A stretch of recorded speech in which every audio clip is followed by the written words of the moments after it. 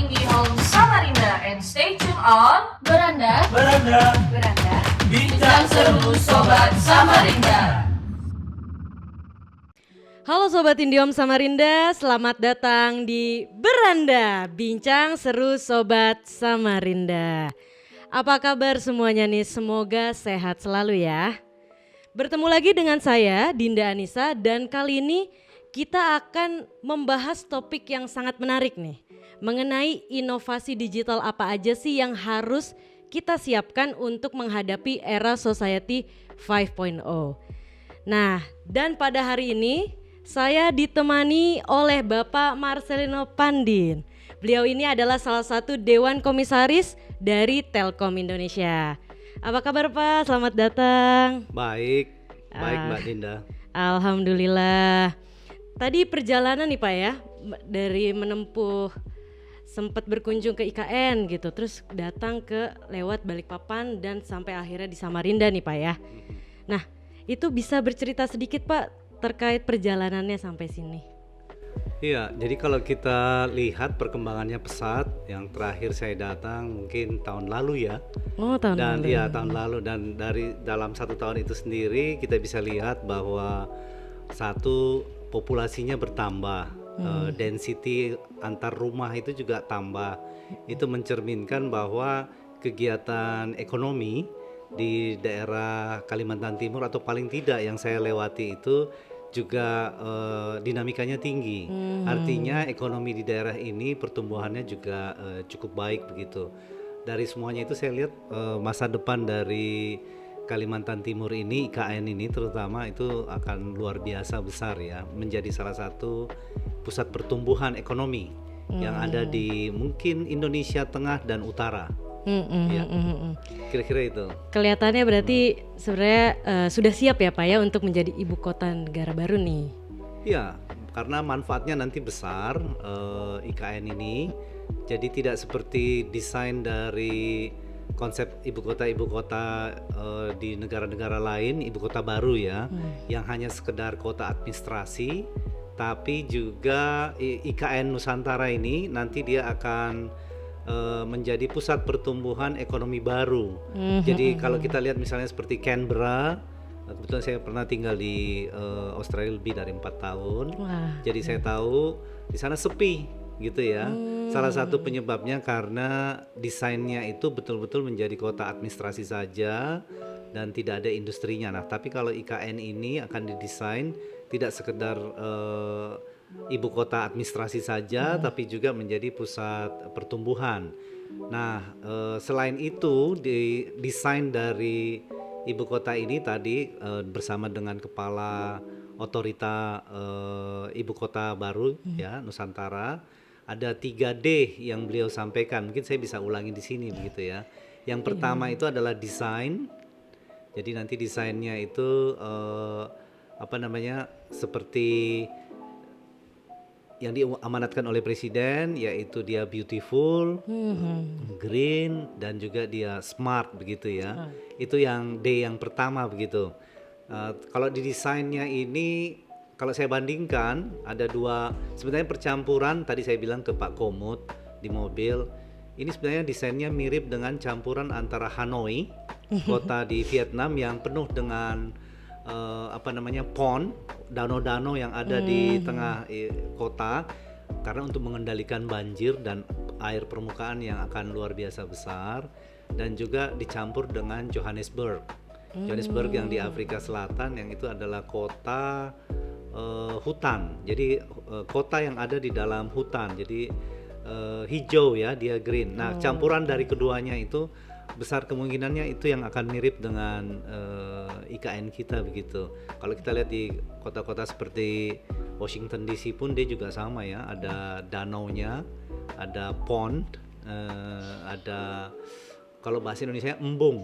Ya, embung air. Embung air ya, Pak. Itu selain untuk nanti sumber air bersih, juga untuk pengendalian banjir, termasuk juga itu menjadi public amenities. Jadi ruang terbuka hijau dan biru bagi masyarakat yang tinggal di ibu kota baru. Jadi saya bayangkan tinggal di ibu kota ini akan luar biasa nyamannya. Itu pertama. D pertama. Yang kedua adalah decarbonized. Artinya nanti jumlah emisi itu akan jauh lebih sedikit dibandingkan dengan jumlah yang di capture. Jadi kan kalau kendaraannya nanti pakai kendaraan listrik misalnya, emisinya kan kecil ya. Pada saat yang sama nanti tumbuhan yang ada di sekitarnya, hutan-hutan itu akan menyerap lebih banyak. Jadi surplus hijau dibandingkan dengan negatif seperti kalau Jakarta kan negatif sekali ya. Nah, kira-kira seperti itu. Lalu yang terakhir itu D yang terakhir itu adalah digital. Kalau kita lihat dan nanti semuanya ini serba digital. Ibu kotanya juga digital, transaksinya menjadi jauh lebih efisien, productivity per meter square-nya itu akan jauh lebih tinggi. Kalau kita lihat di Jakarta, banyak yang tidak sadar bahwa sekarang ini tanpa digitalisasi Jakarta, per square meternya di Jakarta itu produktivitasnya akan turun. Kenapa? Salah satunya karena macet ya. Iya, Kira-kira seperti itu. Setuju, Jadi Pak. yang saya lihat itu, yang saya lihat sehingga ini kota yang kata Pak Komut nanti bisa menjadi kota contoh untuk kota-kota lain yang baru didirikan atau perkembangan kota di Indonesia. Nah, itu Iya, mungkin. luar biasa sekali. Iya. Harapannya sih memang nanti IKN itu ibu kota baru dan kita bisa ngelihat ya Jakarta sekarang sudah seperti itu ya Pak ya. Dan kita harapannya di IKN baru ini bisa memberikan warna yang baru lah, Iya. vibes yang baru lah Betul. dari Jakarta. Betul, seperti itu. Berbicara nih Pak terkait topik yang sebelumnya Society 5.0 Iya. dan menyinggung tadi Kalimantan akan menjadi ibu kota baru. Nah, ini apa aja sih Pak yang harus kita siapkan? Mengingat tadinya ada perubahan dari revolusi 4.0 ini menjadi Society 5.0. Tentunya itu harus ada yang disiapkan. Itu seperti apa aja Pak yang perlu disiapkan? Jadi kalau kita tentu infrastruktur ya, yang pertama itu backbone-nya, dan backbone-nya untuk Telkom sendiri sudah menyiapkan. Jadi tidak hanya ibu kota baru, tapi karena kalau kita masukkan dalam konteks, maka kalau kita lihat sebenarnya jaringan yang ada di Kalimantan ini sudah berbentuk rings ya. Lalu kemudian ada 6 tempat dia keluar, dan ini menurut kami luar biasa besar, dan baik yang ke Jakarta ke tempat lain maupun nanti ke arah internasional, yaitu ada 2 lewat Batam maupun lewat Manado ya. Jadi dia apalagi IKN merupakan landing site dari jalur yang ada datang dari Manado itu. Jadi menurut saya luar biasa besar yang sudah disiapkan oleh Telkom. Lalu kemudian juga nanti ada era dilengkapi dengan low orbit satellite mungkin nantinya.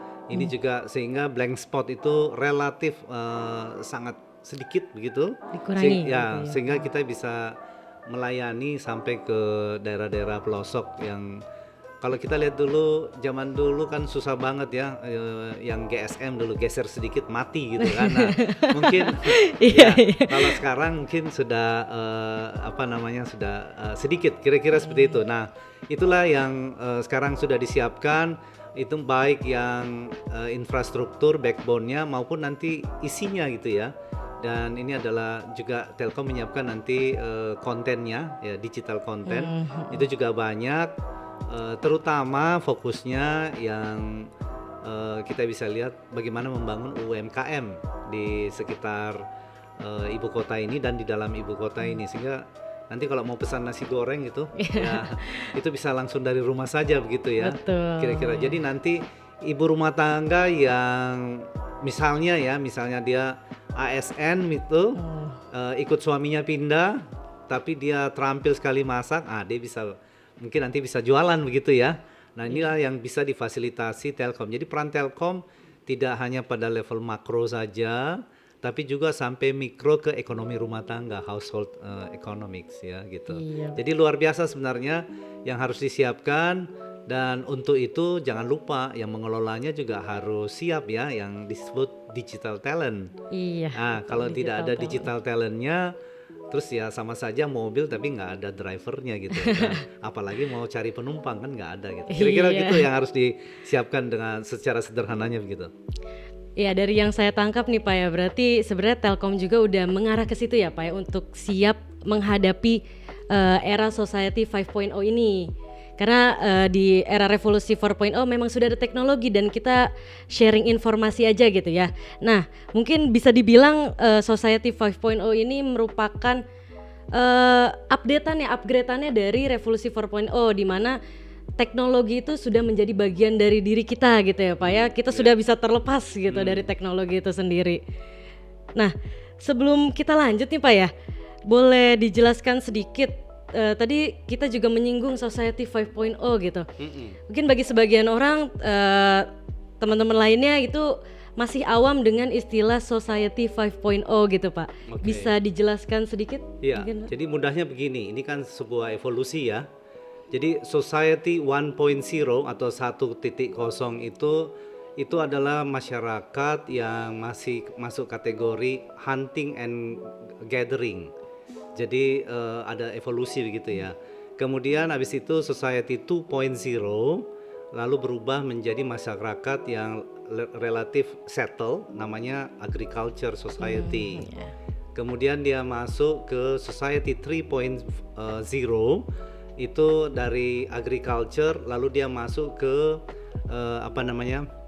ke informasi ya, masih ingat, jadi dia informasi.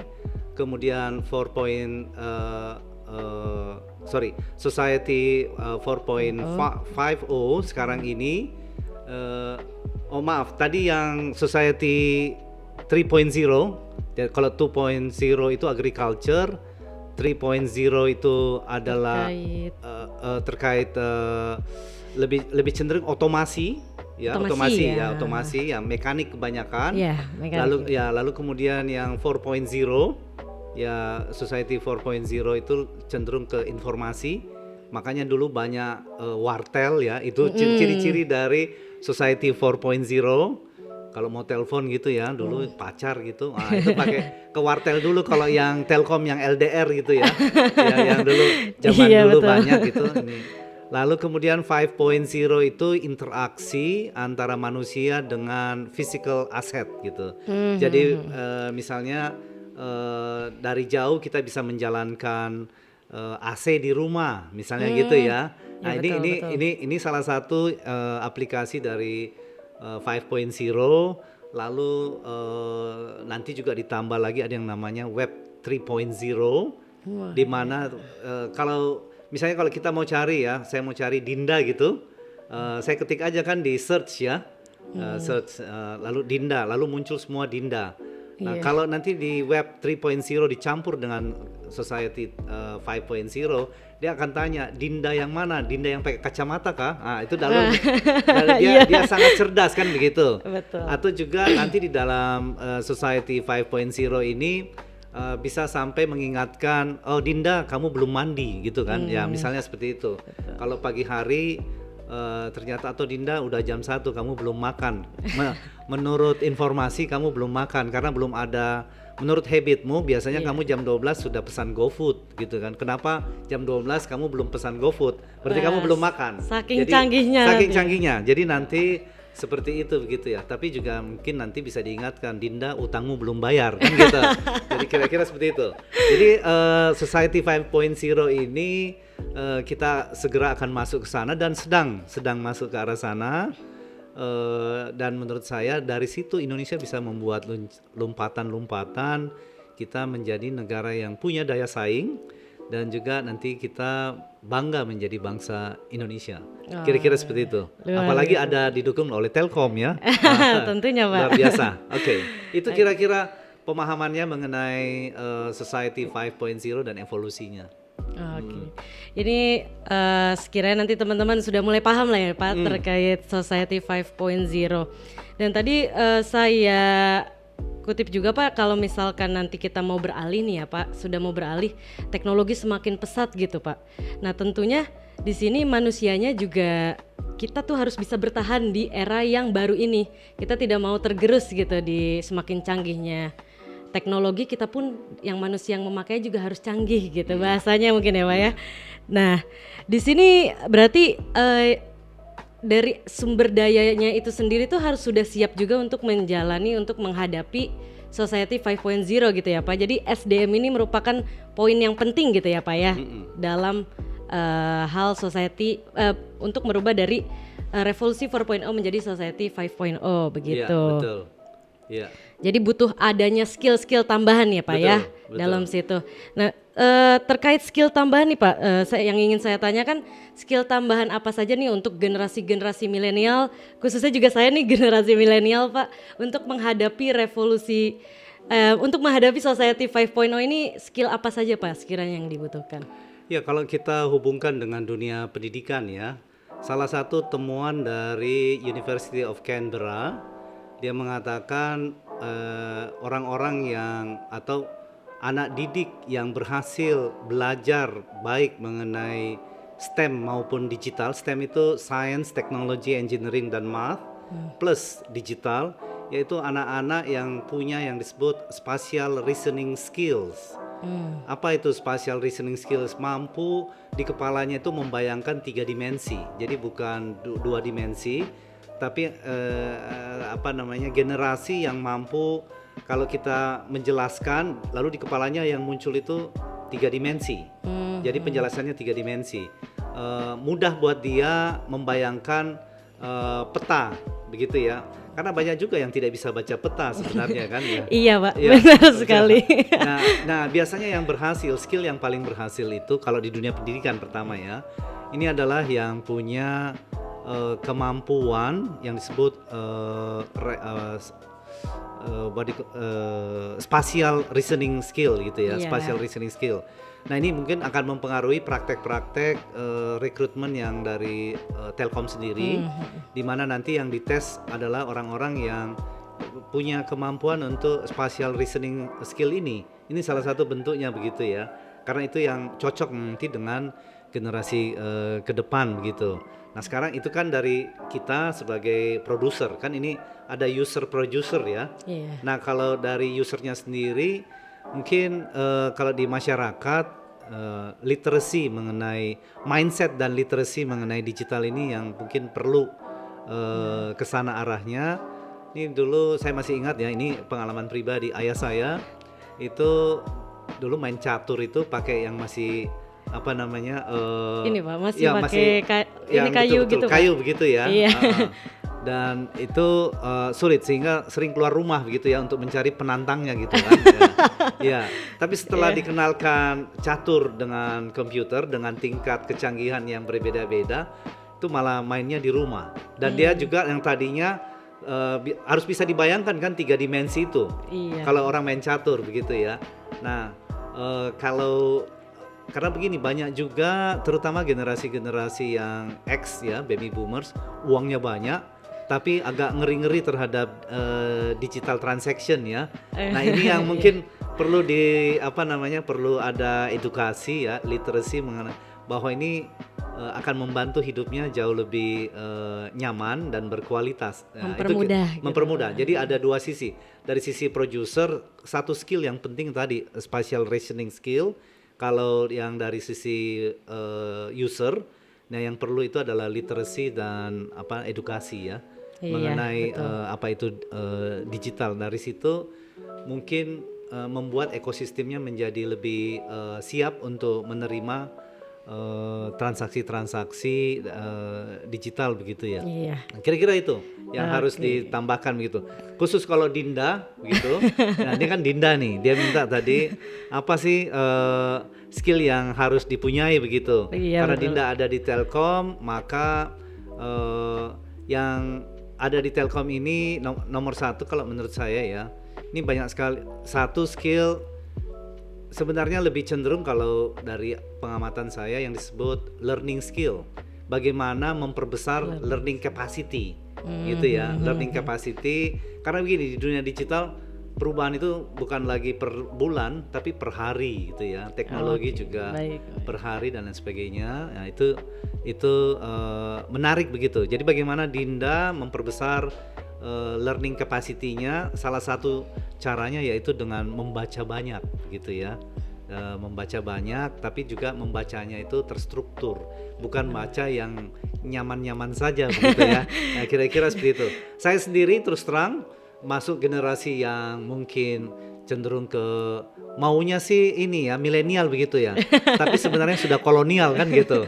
Jadi saya sendiri belajar tentang artificial intelligence. Jadi sejak 2020 saya fokus hampir tiap malam saya membaca literatur tentang apa itu artificial intelligence. Kira-kira gitu. Jadi nanti kalau udah pensiun saya pingin menjadi bagian dari society dari artificial intelligence. Kira-kira seperti itu. Terutama bagaimana penggunaan artificial intelligence di public policy, karena sekarang ini saya menjabat wakil ketua untuk asosiasi analis kebijakan Indonesia yang anggotanya lebih ribuan, terutama yang PNS ya.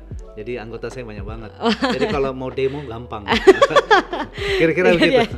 Ya. Oke, luar biasa sekali atas jawabannya Pak Marcel. Memang skill-skill yang seperti ya kita harus terus membaca lah ya Pak. Kita harus terus belajar, improve diri kita agar ya itu kita bisa terus bertahan dan mengikuti di era Society 5.0 ini gitu ya Pak ya. Itu tadi insight-nya banyak masukan yang bagus nih Pak untuk generasi-generasi milenial juga ya. Ya khususnya saya juga dapat insight-nya gitu dari Bapak. Nah, itu dia tadi itu sebenarnya obrolan terkait Society 5.0 itu sudah cukup clear ya Pak ya. Ini teman-teman di luar sana yang nonton juga pasti ini sudah saya harapkan juga ini bisa clear lah ya terkait dengan topik tersebut. Nah, itu dia tadi obrolan seru bersama Bapak Marcelino Pandin dalam hal inovasi digital Indonesia menghadapi era Society 5.0. Nah, ini terima kasih banyak Bapak sudah mau podcast pada hari ini di lab kita di IndiHome Digital Lab Samarinda. Dan semoga Bapak sehat selalu dan dilancarkan pekerjaannya. Terima kasih. Salam sukses. Iya, dan buat Sobat IndiHome yang ada di rumah, sampai ketemu lagi di episode podcast Beranda selanjutnya lagi. Goodbye.